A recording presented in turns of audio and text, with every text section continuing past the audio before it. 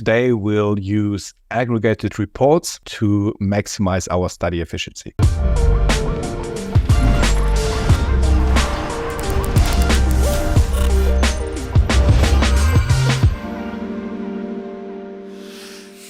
So how 90% of poker players study. There's like type 1, I call it the hand marker, very, very typical.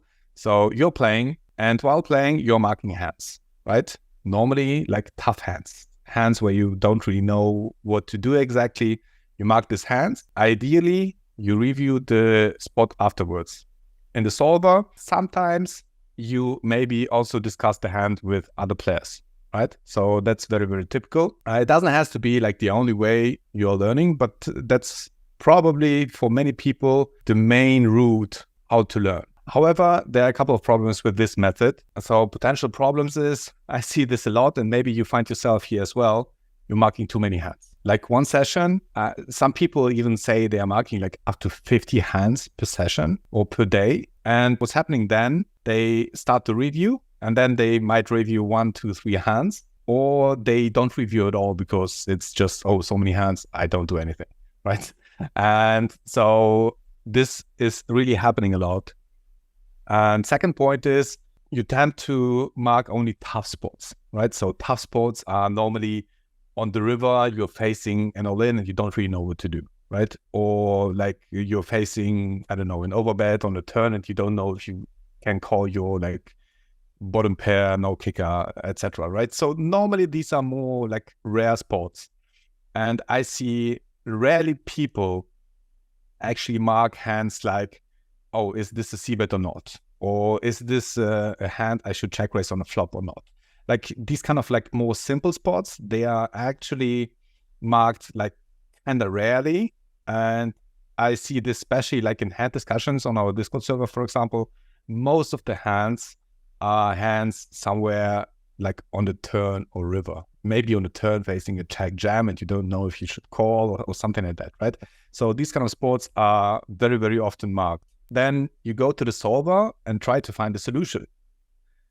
There's a problem with that, right? The further you go into the game tree, the less relevant the solver is getting, basically. Especially in spins, when even on like mid and high stakes, as soon as you're coming to the river, you're more or less playing like street poker, because like I like to call it street poker because it's the ranges are so much out of line or like so much out of GTO that trying to find like GTO plays or like what hands to call on the river, what hands to bluff on the river, etc. It's very, very tough to do because you just work with wrong ranges, right? So if you only take the GTO ranges into account in a lot of spots that you mark, you'll have problems because you'll make wrong conclusions. And yeah, so I see this a lot. And this is a very, very inefficient way of learning. It's not 100% true for spin and go players, but very, very true for MTT players, for example, that a lot of marked hands are actually marked emotionally, right? Not rationally. You're marking hands, maybe like big bust outs or something like that, right? And you mark hands and afterwards you review them just to have a little bit peace of mind, right? So this is very often you mark hands, yeah, just to peace your mind after a session, after a bad session maybe or something like that. And that's not really something that will bring you forward. At least it's not very, very efficient. Okay, so that's part one. I think a couple of you might find yourself here. And now let's go to second type of player I see a lot. And that's, I call it the perfectionist. These are the like GTO junkies. Basically, they try to often try to emulate GTO solutions, right? So very often try to replicate it while playing as well. Although also trying to understand the solutions, which is actually not a bad thing. However, the perfectionist is, in my opinion, going a little bit too much into the details, right? So trying to understand every single aspect of the game. So they have very often a good understanding of GTO. However, there are also a couple of problems. First, I see this as a very ineffective method of learning if you go too much into details. Like when the perfectionist is done with one hand, like someone who might not go so much into detail might already have analyzed like 10 hands and even more relevant hands, right? Because a lot of sports, they will not generate a lot of EV, right? And these sports are getting like over-analyzed, and this is quite a big mistake, I think. And I think this is something we should try to avoid, but we'll learn that for sure, especially like in this and in future coachings. Yes, so often too GTO focused, and I see very often that these players have a little bit a lack of exploitative abilities, right? So everyone who was in the last coaching, I presented the 3-step model, where step 1 is knowing the GTO solution. Like these players are really like experts in that.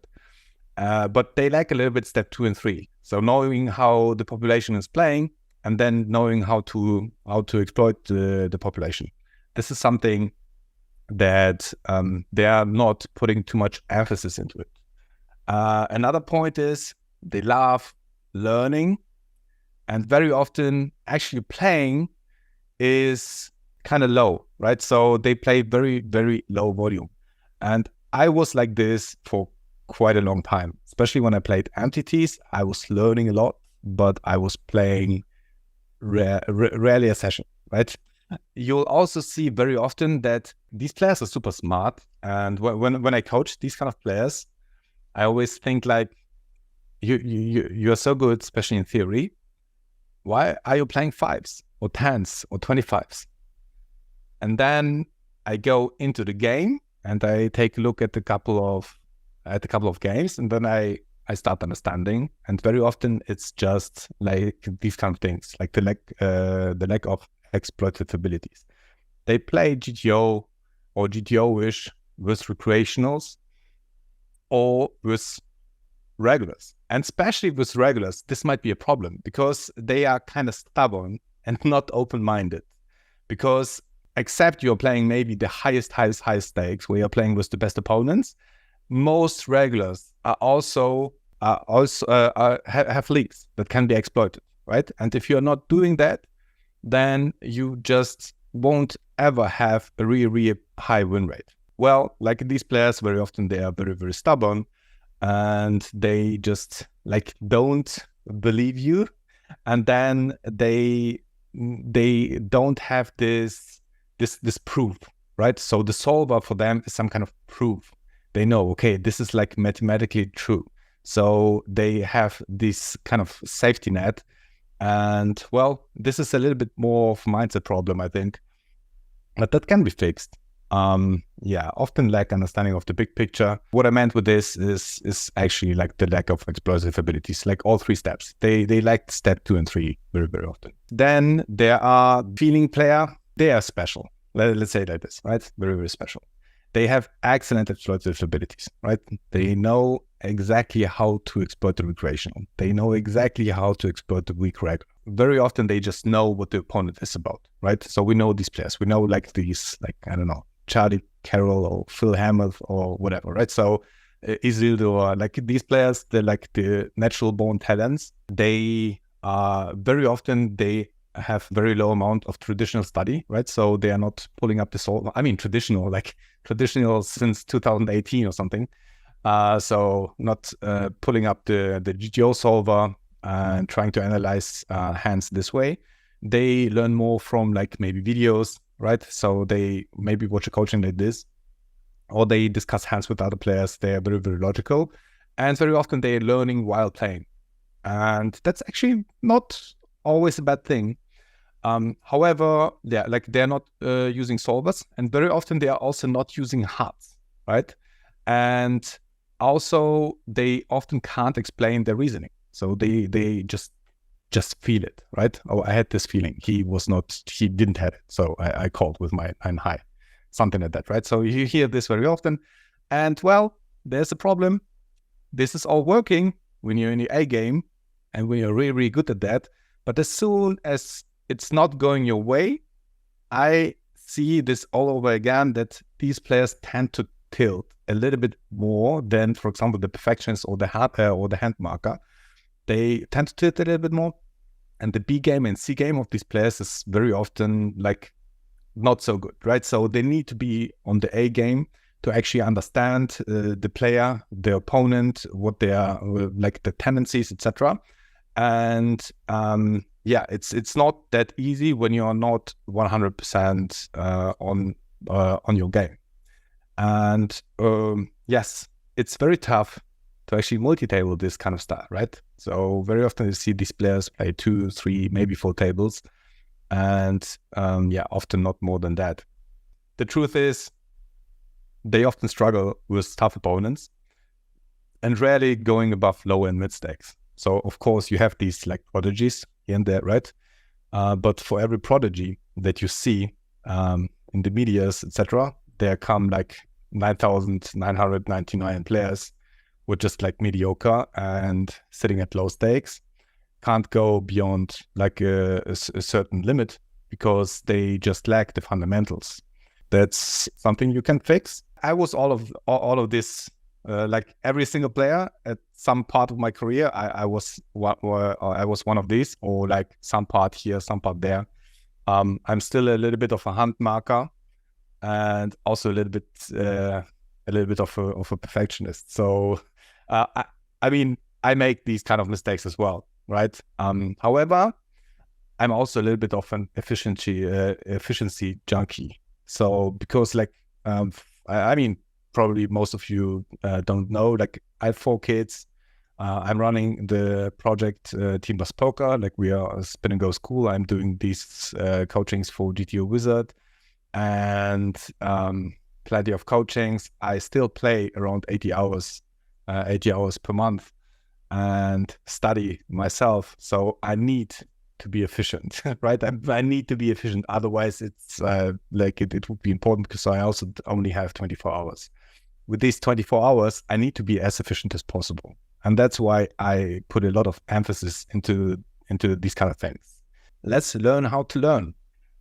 Something I would love to have in school. That's not happening. Like people are not learning how to learn, which is a shame. This is really, really a shame. So why studying efficiently is so important? For the same time invested, you'll get more results, right? Example, I don't know, I guess like most of us are nerds and we are playing like video games. Let's say you're playing like a role play game, like Diablo or something like that, right? When you defeat an enemy, you're getting experience points. Maybe you get an item where you're getting like 50% plus experience points. When you have this type of item, you're just leveling up faster, right? And that's the same with being more efficient with your studies. You have 1 hour, and when you are efficient in this 1 hour, you might learn up to like 2 or 3 or 4 times as much as someone who is inefficient, who's just, I don't know, like random GTO browsing, for example, right? So being efficient while learning is a skill that is, like super, super important, I think. And it has a huge compound effect. So it's not linear, right? So like people who are not efficient with the studies, then the learning curve might be like linear. But people who always try to improve on the efficiency, they are getting more efficient, and it's more like exponential growth, right? I mean, at least till some point. This is something you should really put some time in because it's just it's worth it. And well, the people say smart, not hard, but I would argue that the best players in the world, or also in sports, etc., they are not only studying or like working hard. They are smart. They are also working hard, right? So they have both. They have talent. Like the one who has talent and is working smart and hard, like he will be also always on top. Like I don't know. For example, like Kobe Bryant, something like that, right? So if you see videos about him, like how he is working, how his work ethic is, etc., like it's insane. And it's not only working hard, because nowadays like a lot of people are working hard, but it's also working smart, right? So we need both. And well, yeah, big edge over your competition. That's more a conclusion. And this is happening automatically. This is also very, very underestimated. Confidence, especially in poker, confidence is so important. And when you study, and when you know you study good, and you study efficient, and you study a lot, and you play, and you do, and you improve, like you will have high confidence levels. You will sit at the tables and you will know, okay, I did my work. Now I'm here to execute. And when you have confidence, you have less doubt. You are playing way better, right? It's not only studying better, it's also playing better. I think this is very, very important as well. Let's go and improve our learning efficiency. So we want to know where the most TV is generated, knowing exactly what to learn to reduce unnecessary thinking. Yes, that's very important as well. Like if you go, for example, you schedule 1 hour session of learning, you should exactly know what to learn, right? So if you exactly know what to learn, then like sometimes you just need like 10 minutes to find out what you actually want to learn, or what you like what kind of stack depth should I choose here, or what kind of flop should I learn, etc. So if you know exactly what to learn and where the highest DB is generated, you are also saving yourself time. We'll focus on high frequency and high V spots first. Therefore, I mean, reducing random GTO browser time is just, again, a little bit of a conclusion here. So first question. So we are playing 3-handed in a regular speed spin and go. And what is the most frequent stack size that we are playing? So A is 25 big blinds, B is around 22 big blinds, C is around 20 big blinds deep, and D is around 18 big blinds deep. What's the most frequent stack size? The actual answer is 22. And that's the second. You might think 25 big blinds. However, that's not true. You start with 25 big blinds, but you are normally playing, I don't know, like in the regular speed, you play around like 20 something hands, and you play around 10 hands, something in the three-way. You're playing not everything in the first blind level. Normally, you're also playing quite a lot of hands at 15-30, and the average stack size will be 22. So is there a difference between 25 and 22? There's a little bit of difference. However, I think it's like kind of good to know that if you have a spot in a solver and you don't know what stack size to choose, I would always go with the most frequent one, right? Especially if you don't want to learn like specific things, and then just go with 22 big blinds, right? It makes like a little bit more sense than going with 25 big blinds. Because you'll play this a little bit more frequent. But there are like just small differences. What's the most frequent stack size? Heads up, the actual stack size is 18 PB deep. So in the regular speed spin and go, we'll play the most hands at 18. But I would more say something like around 16 and 20 BB, like in this range, between 16 and 20 BB, you'll play the most hands, right? So focus on these kind of stack sizes when you don't know where to start. Okay, now flashes. We play most hands 13 BBs. Well, especially effective. Think about this. Even if the blinds are 10-20, only the very first hand is actually played 15 BBs deep, right? Let's say the button is raising and the big blind is folding. The next hand is already only 14 BBs deep effective, small blind versus big blind, right? And you are not playing 15 BBs anymore.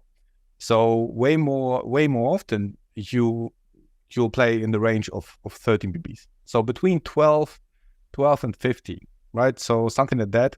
Not only focus on the 15 BBs ranges, but also maybe on the 13 BBs ranges.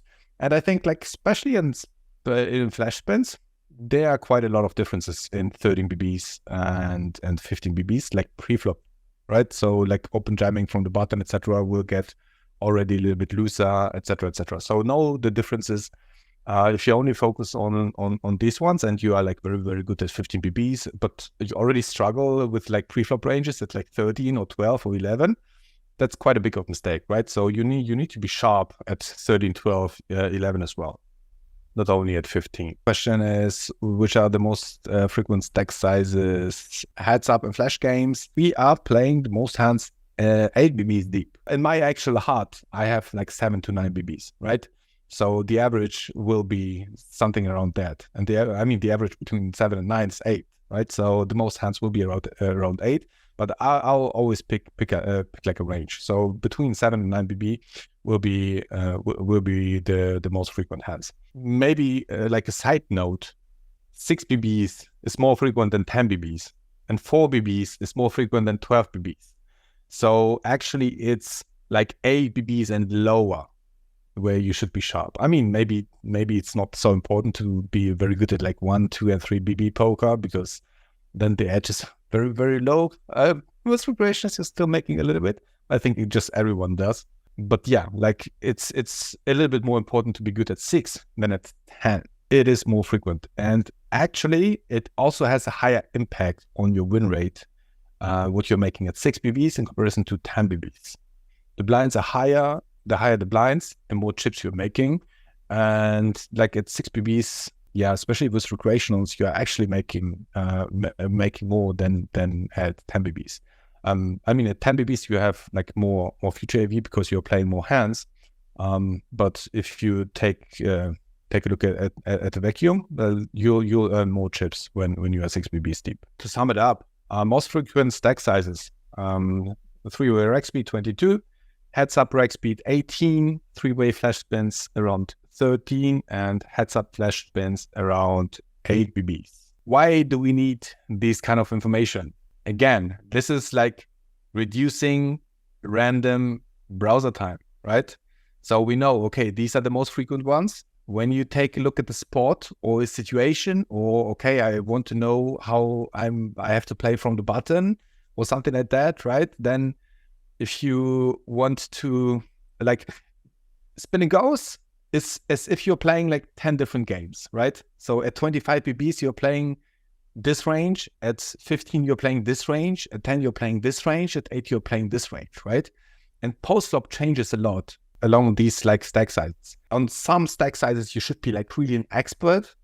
And on others, it's okay if you have like good knowledge. And on others, again, it's okay if you have like basic knowledge, right? And on these kind of stack sizes, you should be like the sharpest, right? So you need to be like really good at these ones. How frequent are 10 high flops or higher? And well, it's actually like pretty even, right? It's B. It's 78. It's also good to know that actually ace, king, and queen high flops are already make like 55.2% of all flops. These are the most frequent ones. Then you have around like 11% jack X and 10% 10X, 9% 9X, and then it goes like very, very low. Yeah, like being really good at ace, king, queen high flops is very, very, very important. How frequent are 7 high flops or lower? The answer is 9% of the time. So it is way more rare than most people think. If you add the 8 high flops, then you are at around 13-14%. So almost never playing these. Okay, so how many flops are monotone? Actual answer is 5%. Around 5%. It's actually like 5.2%. Like 55.1%, you are two-tone, right? So flush draws possible, 2 hearts, 2 diamonds, etc. And around 40% are rainbow flops. Only 5% are monotone. That's why I never study monotone flops. Never. Like, I have really basic knowledge on monotone flops, and I keep it like this. Okay, let's go on. How many flops are paired? Oh, that's interesting. There we have like a clear favorite. That's 70%. Around 70% of flops are paired, or especially with regulars. Sometimes you have these weird dynamics where you like one is check raising a lot, the other one is like calling everything. Then you like, then the opponents is like second barreling everything. And then you have like these weird floats on turns where you have random hand with random hand, and then like who has the biggest balls wins basically, right? You have a lot of weird plays, and this sticks to your mind, right? These stick to your mind. However, like in the end, they're like kind of rare, only 70% of the time. So how many flops are very connected? And well, GTOWizard defines it as straight possible, right? So when you can flop a straight, this is how connectedness is defined, straight possible. So you have around 90% of the time where straight is possible. So like ace, king, queen, for example, right? Straight is possible. You have jack 10. Ace 5-4, straight is possible. Jack 8-7, straight is possible. So all of these flops combined are there around 19% of the time. So these are like very, very connected. How many flops are open and straight draws possible? These would be, for example, Jack 9-6, where you have like the Queen 10 as an open straight draw. So all of these flops. On most flops, in 55% of the time, open and straight draws are possible. This is like, I don't know, like basic knowledge nobody really knows, right? And I hope now we got a little bit clear here. Let's put the numbers together. So 10 high and higher, 77.7% of the time. That means that 9 high or lower is only 23% of the time. And 7 high or lower is only like super rare, right? 8% of the time. Unpaired, most of the boards are unpaired. Open-ended straight draw possible or unconnected, if you take both of these together, 81.5% of the time. Monotone flops 5.2% means that 95% of the time there's a flush draw possible or rainbow. Here you have the least frequent ones, 8 high or lower, paired flops, connected flops, monotone flops. These are like the tough ones. These are the, I mark the hand because I'm not sure, right? 8-7-5, facing a 2BB pot c-bet, I have bottom pair, what should I do? Or like facing second barrel, I like these kind of things. You're marking these hands. You're not sure. You don't know what to do, etc., etc., etc. Should we mark these hands? Should we put a lot of work and study effort into these kind of hands? Overall, I would say probably you should focus on different things. We should be experts on ace, king, queen, jack high, flush draw or rainbow, unpaired, open and straight possible or unconnected flops, right? So ace high flops, ace 10-5, two-tone, ace 7 deuce, very unconnected two-tone or rainbow, king queen 7, very dry board, queen 9-7, no, I mean, yeah, open and straight possible. It's like kind of connected. It's queen high flop, right? So these are the most common flops. These are the most frequent ones. These all together, they make around like 57% of the time or something like that, right? So all of these are super important. You need to know these on the most frequent stack sizes and on all positions, etc., etc., etc. There are many positions. There's button versus big blind, button versus small blind, big blind versus button, small blind versus big blind three-way, big blind versus small blind, in a limp pot, in a raise pot, etc., etc., etc. A lot of stack sizes. Then you have heads up. You're a three-way. Till you're down with these, there's already like a year gone. You know what I mean? Like that's why I say focus on frequent ones, like these EV drivers, right? When you're really good on these ones, you will, and let's say you have a small edge on every of these flops against your opponent. These come up so often that these small edges will add up very, very quickly. Therefore, like very important, be an expert on these. Then you should be good on these ones, right? So jack high flops, jack 10-5, jack 8-6, 10-7-5. These are like, what's the problem? Like, why are these not getting marked so often, right? These are actually the most important ones, are the least studied ones. These are the least studied ones. Why? Because very often it doesn't feel tough to play these. It doesn't feel tough. However, you are actually making a lot of mistakes on these ones. And like, especially in situations like big blind versus button, like the ranges are so much off on these kind of board structures, but you're making these mistakes, with the confidence of making something correct, right? But you will do mistakes, especially not when you're in position, but out of position, right? Because in position, you'll just see bet a lot. Your opponent will do a lot of mistakes, right? But out of position, you can do a lot of things. You can do a lot of exploits on these like king, queen, 7 type of boards, on these ace, 7 deuce type of boards, etc., etc. You have a lot of opponents who will, for example, over c-bet these kind of flops. Then you can exploit these with a good big man strategy, etc., right? Very important, and these should be the most studied, not the least studied ones.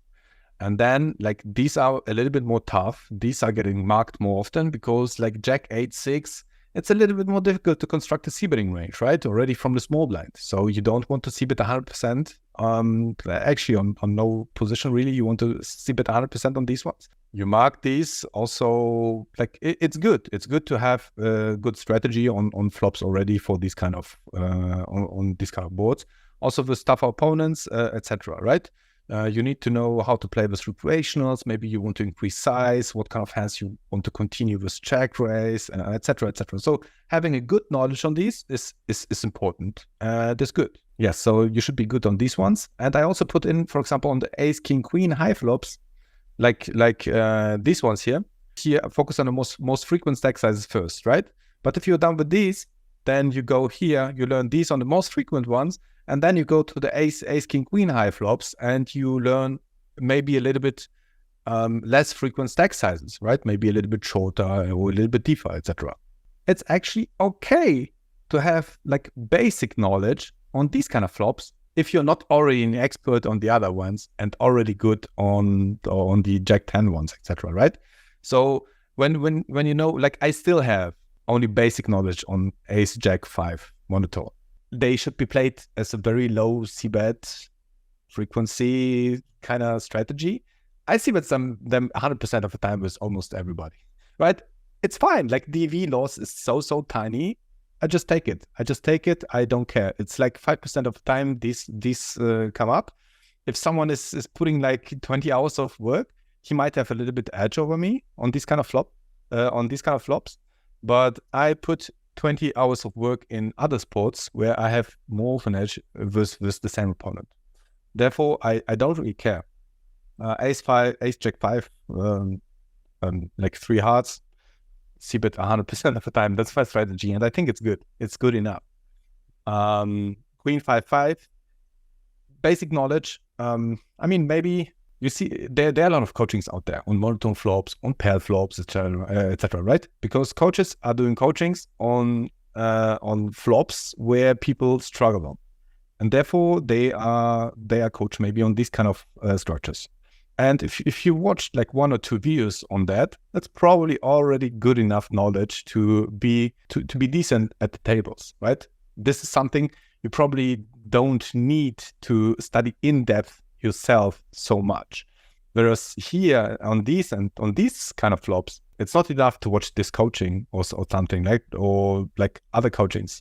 You need to go into the solver and actually study these kind of spots, right? You need to know way more than what you can learn in a video. However, like these kind of flops, I think probably basic knowledge is enough. And basic knowledge is what you get when you watch like a coaching video like this, for example, right? Yes, this is very important. Avoiding big blunders with the jab.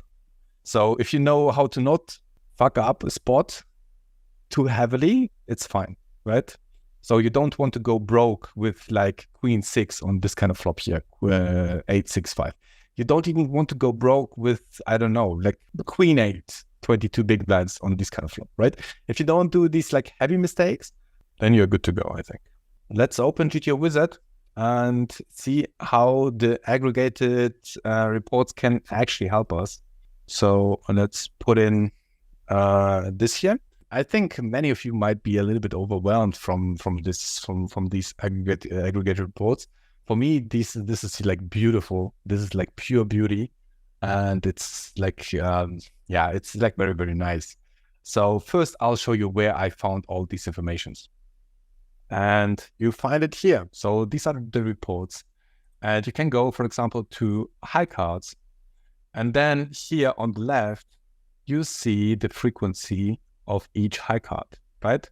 So 21.7% of the time, the ace will be the highest card on the flop. And then it's going lower and lower and lower, which is logical, right? Because, well, when there's a king on the flop, let's say there are 3 cards, right? And the first card is a king, there's still an ace that can come, right? So 1 card can be higher. So ace high flops have to be higher than king high flops. When you flip the first card, the door card as an 8, the likelihood is very, very high that one of the next cards is actually a 9 or higher, right? Therefore, you have like very low probabilities here and very high probabilities here. Yes, so that's the first thing you can discover, and then you just go to suits, right? Here it is, monotone, 5.2% of the time. And these are flush draws, and this is rainbow. You have all this information very beautifully here. Deuce high 0%, that's a lie. Must be, yeah, zip zap. It's rounded somehow. Then you have here pairing, yes, paired and not paired. And then you have connectedness. By the way, this is also a tool you can use to already see patterns, right? I use the aggregated reports mainly for recognizing patterns or for seeing, for example, okay, these kind of flops will be played kind of similar. Here you will have a little bit of a difference, and then I try to discover differences and similarities, right? So this is how I learn like these like wide angle spots, where I try to figure out a whole strategy, right? Where I don't go like, at first I take a look at the strategy from a wide angle. I try to see the whole picture, and then I go into the detail. And especially when you go into the detail, you should take these kind of frequencies into account. And I'll show you a little bit of an example. So we go back to flops. By the way, here you can filter beautifully. You can exclude monotone flops. You click just here and here. You can click non-paired. Then you click not connected, so OSD and disconnected. You can even select subsets, and then you can here for a highest card, ace, king, queen. These are now already like the most frequent spots here, right? And it's displayed around like 50% of the time when you filter for the most frequent spots. So this is one way you can do it. But for now, let's just not make these filters. I'll show you another feature, that's these charts here, right? So you can take a look here at like with this view as a table, and you can also go here on the left side. See it here. You can see here quite good where you are betting a lot, where you are not betting a lot. But I think you see it even better when you go to chart. You can also just click W to switch. Here on the bottom, you see it very, very good. That, for example, okay, these boards are getting bet very often. Which are these? Oh, okay, ace highs. Okay, here's a big jump. Okay, so king highs seem to get bet a little bit less frequent.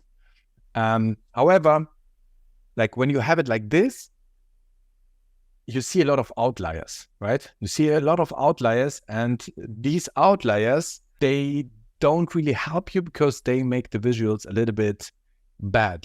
Because what we tend to focus on are actually outliers, right? We want to see outliers. However, we don't want to see outliers that don't have huge EV relevance for us, right?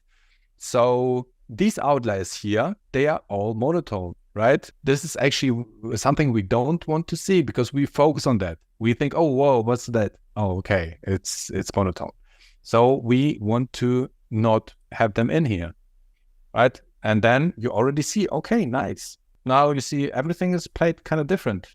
Just here the sizes sometimes are a little bit different. And then you can go a little bit more into detail why you bet a little bit more polar on some structures and a little bit less polar on others, because there's probably a reason. And you want to find that reason, right? You want to find the logic. And it's way better to find the logic like this. But here we have still outliers. What are these? Oh, ace 6-6. And this? Oh, ace 5-5. Okay, paired boards.